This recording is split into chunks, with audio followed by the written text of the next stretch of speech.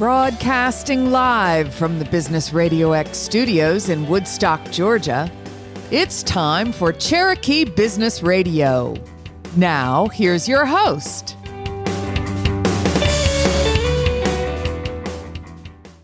Welcome to another exciting and informative edition of Cherokee Business Radio. Stone Payton here with you this morning, and today's episode is brought to you in part by Woodstock Neighbors Magazine, bringing neighbors and business together.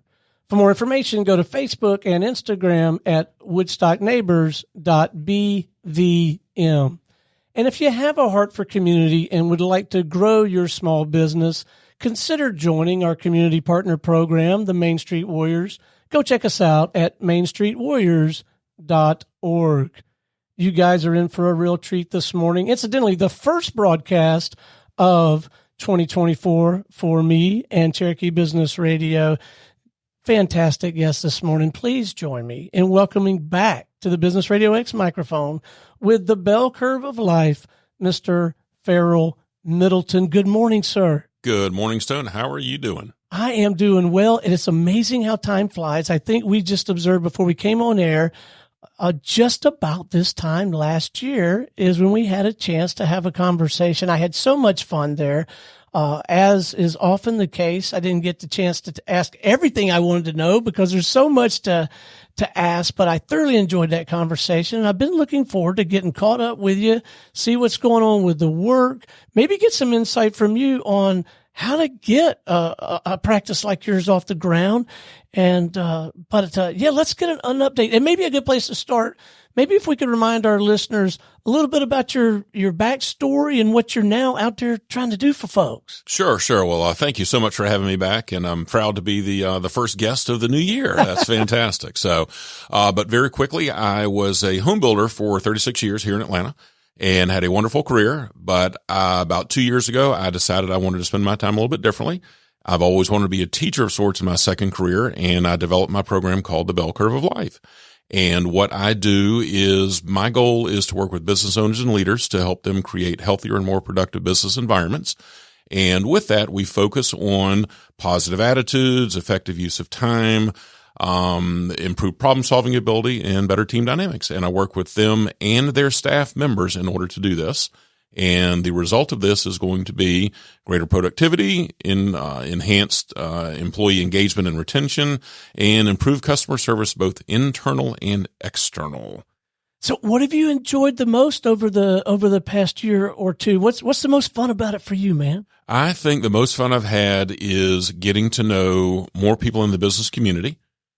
Again, I was a home builder, so that arena of businesses is my wheelhouse of contacts, that kind of thing. But I have joined some networking groups in the last year, and I've really expanded my list of professional contacts.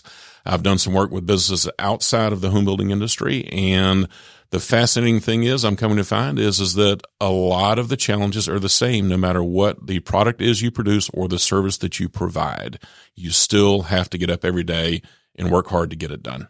I'll bet. And do you find that across these different industries, since you've sort of spread your wings well beyond the home building industry, I'm sure there are idiosyncrasies. I'm not even going to try to use that word. I'm sure there are differences in the challenges and the solutions for those challenges, maybe in all these this variety of businesses. But do you find that there are some patterns that same thing? Well, a surfboard company has some of the same challenges that a software provider does. Absolutely. There are. The challenges are the same.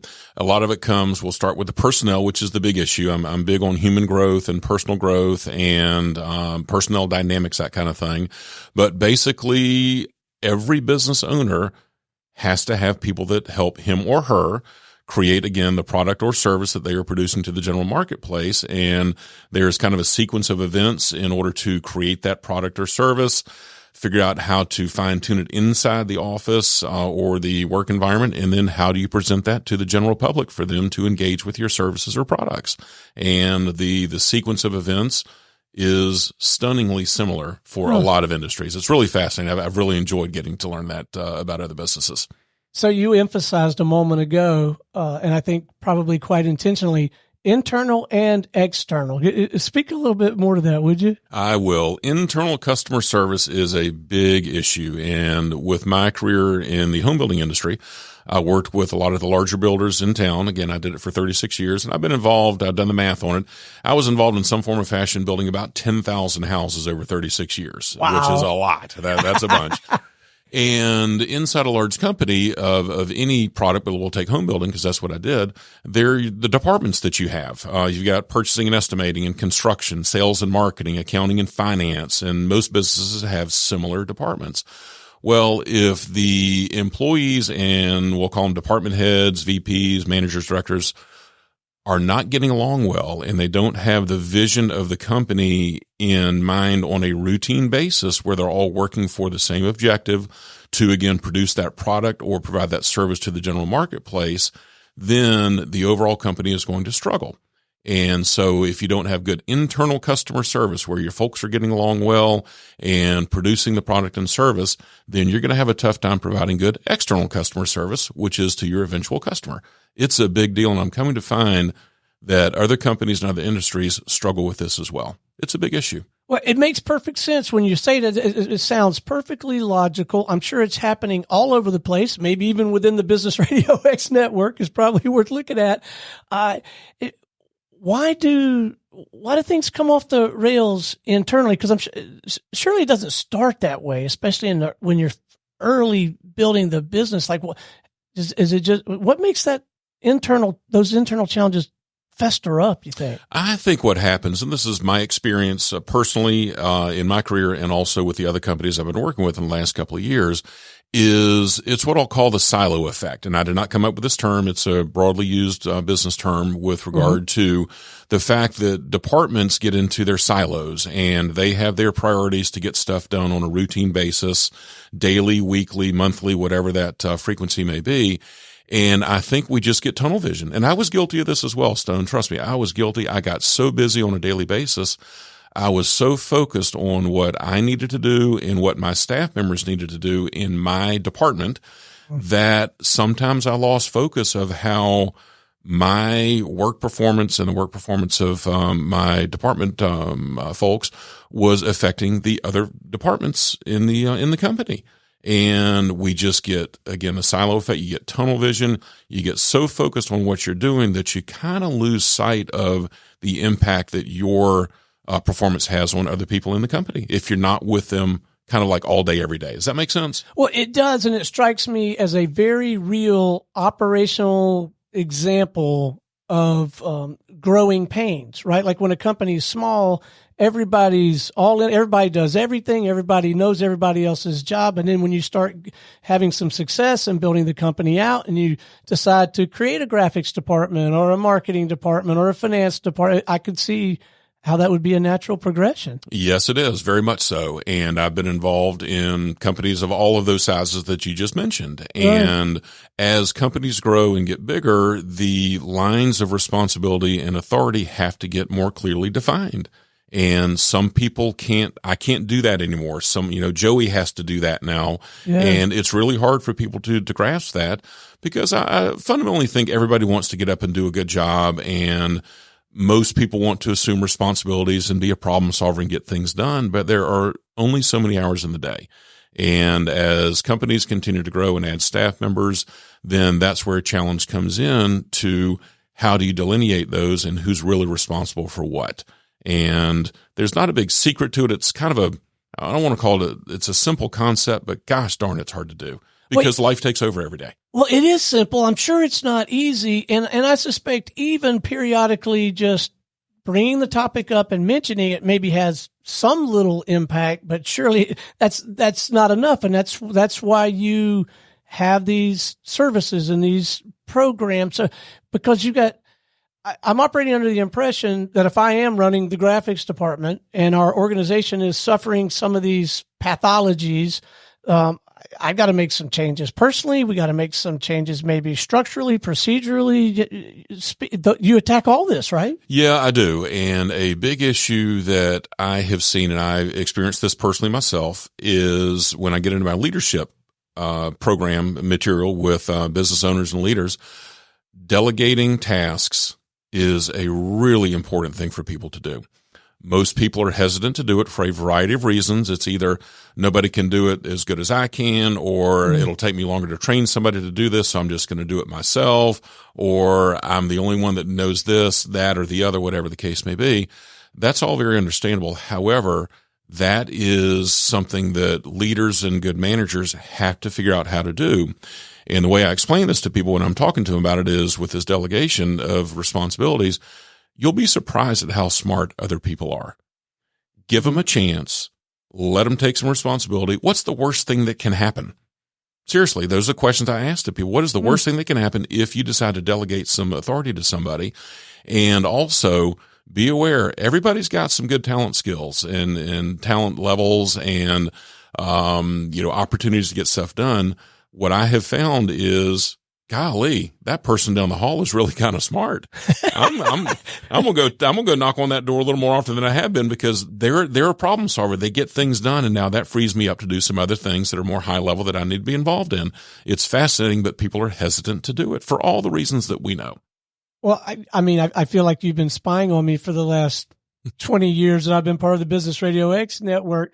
Because I know early on, I was the best there was in our company anyway, because I was the only one that did a variety of tasks. And I did find it very difficult to let go. Thank God my business partner was far more progressive in that regard and much quicker to delegate. He'll joke and he says, Stone, you got to get lazier. But he was naturally much more attuned to that and was quicker to delegate. And it was a struggle for me personally, I got to tell you. Okay. And a lot of people struggle with it. Like I said, I struggled with it. I was a manager at the age of 22, a bunch of years ago. And, I'm a smart guy and all that kind of stuff. And everybody's, smart, in certain ways, of course, everybody is, but it's just hard to do. But your life will get so much better if you can figure out how to delegate some of these things. And as a business owner or leader, that allows you to work on higher level issues, what I call them, more vision. What is my goal for the next 2 years, 3 years, 5 years? Yeah. How are we going to accomplish that? The owner is the only one that can really do that. And in order to properly do that for the health of the business and growth and that kind of thing, they have got to get stuff off their plate. And some people have a real struggle doing that, but I'm here to help. That's what I do.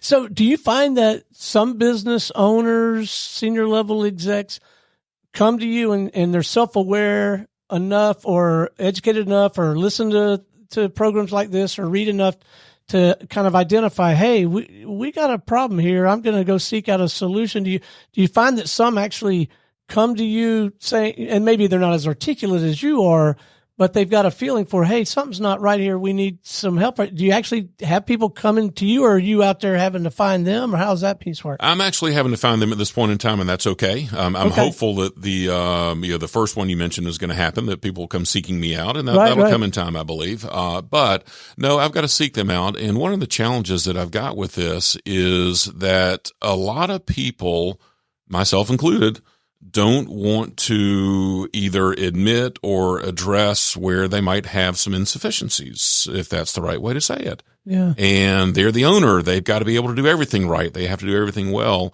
And I think a lot of people, it's human nature, they are somewhat hesitant to, look in the mirror and point out, hey, I need some help here. And so what happens is when I do have the opportunity to engage in conversation with folks about the services that I have, the conversation unfolds, and what I'm finding is they're like, golly, now that I think about it, yeah, I've got some issues here.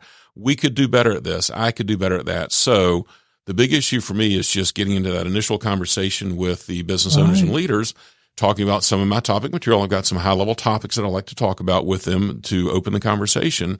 And as the conversation unfolds, the self-reflection starts to come out in a very comfortable way. And one of the things I've got to be careful of in a slang way is I got to call the baby ugly. Okay. Yeah. And that's kind of hard to do. And so I got to be, I've worked on that skill in the last 18 months and I've gotten pretty good at it. I can always get better at it, but, I've got to be careful. But the way I have the conversation is they start to figure out where they have some issues and where I could give them some help, as the conversation unfolds. It's really very healthy. Yeah. So let's dive into the work a little bit. And let me just commend you on, I mean, not only do you have to run this successful practice, deliver on all these things you're describing, provide that value, but you got to sell it too before you can get to do it, right? That's correct. Yes. And that's a challenge. There's no doubt about it. It's a challenge. Yeah. All right. But let's dive into the work. So, particularly early stages of the work, let's say you have that conversation and the light bulb goes off and they say, yeah, Farrell, let's have you come in and do your thing. Talk more about your thing. Okay. Yeah. All right. Well, my thing is, and what I'll do in this is I like to have a complimentary session with a new business owner, just a free consultation, if you will. And we discuss 3 high-level topics. I call them A, performer, A, environment. Then focusing on the internal customer service, which we've already talked about. Mm-hmm. And the last of those 3, the topic is called shoving a baseball through a garden hose. And I got some really catchy titles for my topics, and people have commented on that. But basically, this is how do you manage your resources? And there are 4 categories of resources. There are human resources, which are, to me, the most important. Then you have your physical resources, which is what you use to make your widgets and, it's your office building and your computers, that kind of thing. You then have financial resources, of course, which they have to be managed properly, and every business is different with that. And then finally, you have time. And it's how well do you use your time? How well do you use your staff member? How do they use their time? Are they producing as much as they can? Do they get waylaid with fire drills and that kind of thing? So those are the 4 resource categories. And so once we get into that conversation, we then discover what are the pain points of the personnel management side of things. So are the managers struggling with time, using their time well? I'm not a time manager. There are a lot of really smart people out there that do that. My focus is people using their time effectively. That's what I want them to do. And so as these conversations unfold, we figure out what are the pain points. And the pain points, again, might be time management. It might be focusing on priorities. It might be having productive work weeks. It may be having people focused in their area of expertise and not doing things that are not well suited for them. I call that topic colors are not for me. And that's one where I was in a home building company. I was not good with colors. People didn't want me picking brick and mortar and cabinets and kind of that was not for me. There are really talented people out there, but having people work on the areas that suit them well, they will be more productive. And everybody's got their strong points, Stone. I'm convinced of this. Everybody has them, and it's the opportunity that owners and managers have is to explore those with each person to find out what they're really good at. And man, let them spend their time there, and everybody's going to be in a good place. So there's those topics. There's that conversation, that initial consultation, which I got to believe is at least got to be stimulating their thinking and putting them in a position to ask more informed questions and genuinely consider these things. And then it certainly sounds like you have methodology, education, structure, process, steps that you now bring in with a training program or a suite of training programs? Yes, that's correct. I've got my topic material, and I've got over 90 topics in my portfolio. Wow! And I've scripted about 25 of those fully, and I've worked with all 25 of those. And so basically what we do is we determine what are, like I said, the pain points, and then we structure a custom program for that particular business. And that could be working further with the owner. Or if the owner says, hey, I've got enough of a grasp on this, I want you to get with my staff members. I can work with managers. I can work with traditional staff level. It just depends on what the focus is that we want to work on for that particular group of people. And I really like what I call a mix of disciplines. And this kind of ties back into what we talked about a few minutes ago with this internal customer service.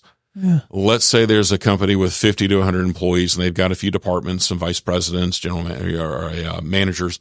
And I want to get those managers in the same room for a little while. And not for a gripe session to point fingers, all that kind of stuff, but for a productive thing of saying, okay, how does what I do affect the other people sitting at this table? And you'd be fascinated to find out how little they know what impact is that they have on the other folks in the room. It's really fascinating. Interesting. It really is. Yeah. So basically, once we get through the initial process of identifying what the pain points are, we then customize the program.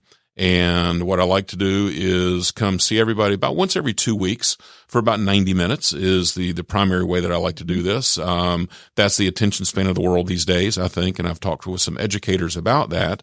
you can't go too long. Otherwise you start to lose people. And with the way the world works these days with iPhones and iPads and the iWatches now, which are kind of distracting, I'll leave it at that. People can get away with about 90 minutes and that's about it. And so I'm very sensitive to that. And I want them focused on for long-term habit forming. And I believe the best way to do that is in small focused sessions over the course of several weeks. And once we get done, the people are pointed in a good direction and hopefully they'll live better lives. Long-term habit forming. I like that whole idea. And it makes sense to me that training probably of any stripe is probably much more a process than an event, right? It's not just what happens during that 90 minutes, but you got to give them some space to digest it, apply it, get some real data from their version of executing on it, come back with, that makes sense that you don't want to just do this one big hit and then be gone, right? Right, exactly. No, this is long term. And what I'll do in my multi-session series, I like to have 5 sessions, and that will be one topic per session. What I do, that's my traditional series. Mm-hmm. And I've got some variants on that as well, but we'll stick with that, is when we start session number 2, I do a quick recap of the prior session that we had. I'm like, okay, what has everyone done with the material that we talked about last week? How have you improved your work day or your personal life? Again, Stone, this is not just for the workplace. This goes into personal life as well, especially when I talk about how to have good relationships, that kind of thing. We review that, for a quick recap, and then we get into the next topic. And what I am able to do is I will tie my topics together. They're all independent of one another. I can have a 90-minute session with a group of people on a topic and bam, they're ready to go. They can go do stuff.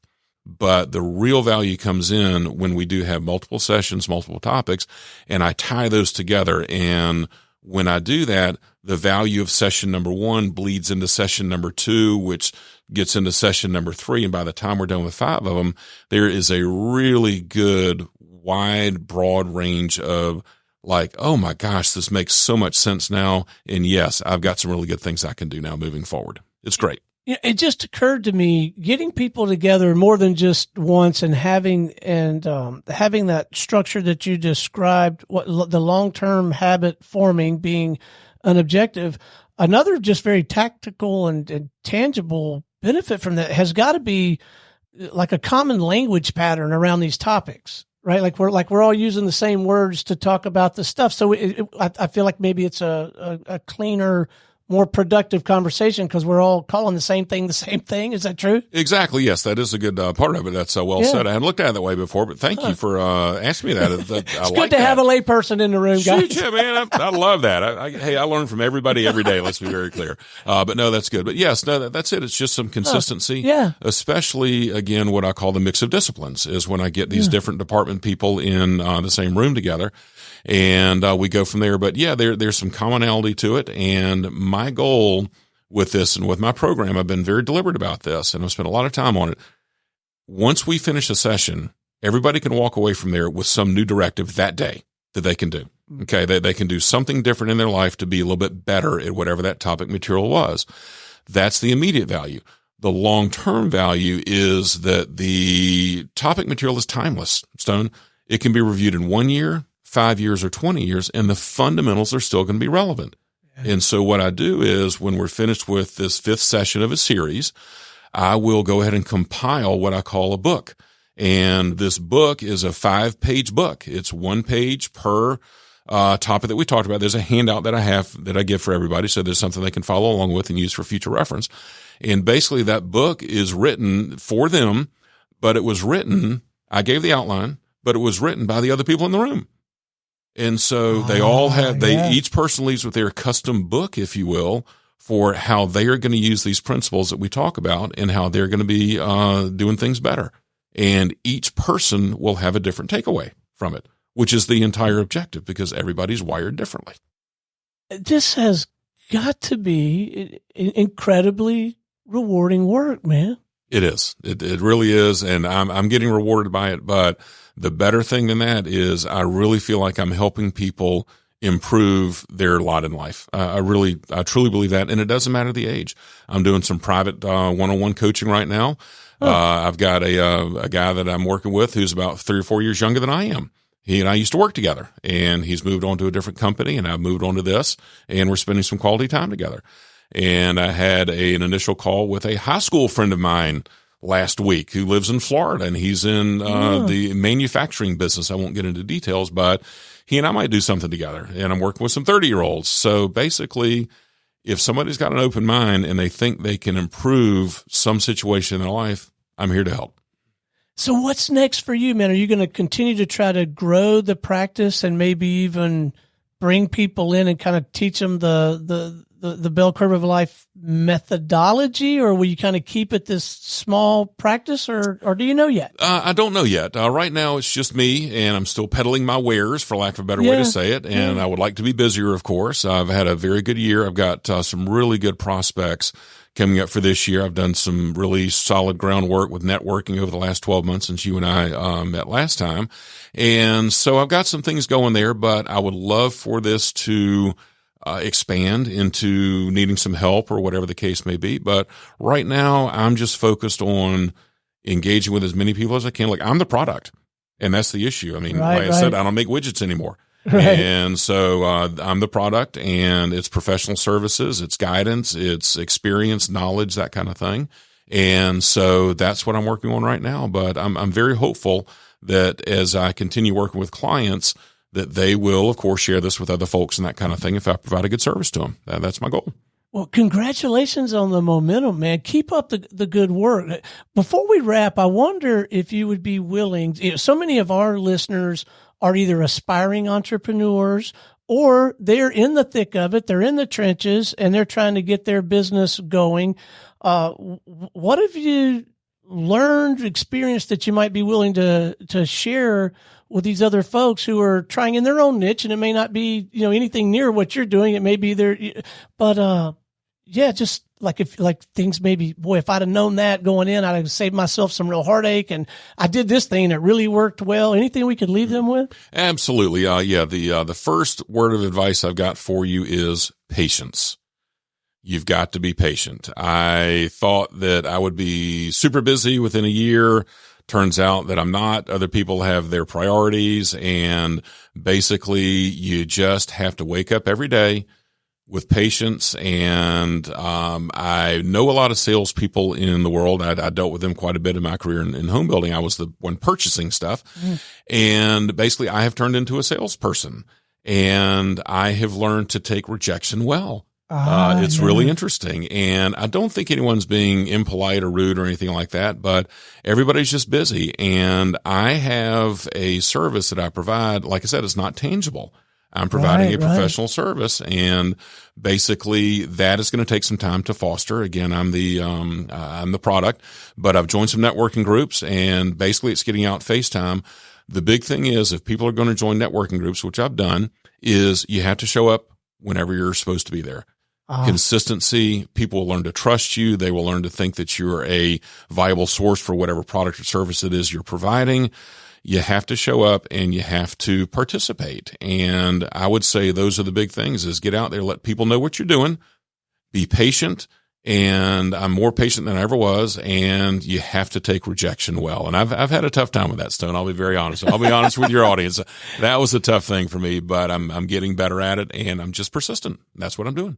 Well, thank you for that, and thank you for helping us learn from what you're living through. But I'm so excited for you, and I feel like of course, I was starting at zero, but I feel like I'm much more informed about how to continue to evolve the culture of my own organization. So thank you for maybe that. I gave you a hand this morning. So, yeah. No maybe about it, man. Excellent. All right. What's the best way for our listeners to connect with you? Maybe have a more substantive conversation with you personally. Yeah. All right. Excellent. No, my website is The Bell Curve of Life. And my email address is Farrell@thebellcurveoflife.com. My cell phone number is 678-618-2024. And another thing that I've done since I was here last, I've got a YouTube channel. Oh, baby. And I have been doing some short videos. They're called Reels. And I've got a LinkedIn program that I'm doing. I do stuff every Wednesday. I call it Focus with Farrell. And they're little 60-second clips. And the YouTube address is The Bell Curve of Life. Go on. I got over 20 videos on there. Take a look. It'll give you some more insight into what I do, and hopefully that'll spark your interest in giving me a call and let me see if I can help you. Man, what a delight to have you in the studio. I can't think of a better way to kick off 2024. Thank you so much for the work you're doing and for sharing it with us, man. Well, I've had a great time with you, Stone. Thank you so much for having me in here, and I can't thank you enough. My pleasure. All right, until next time, this is Stone Payton for our guest today, Farrell Middleton with the Bell Curve of Life, and everyone here at the Business Radio X family saying we'll see you again on Cherokee Business Radio.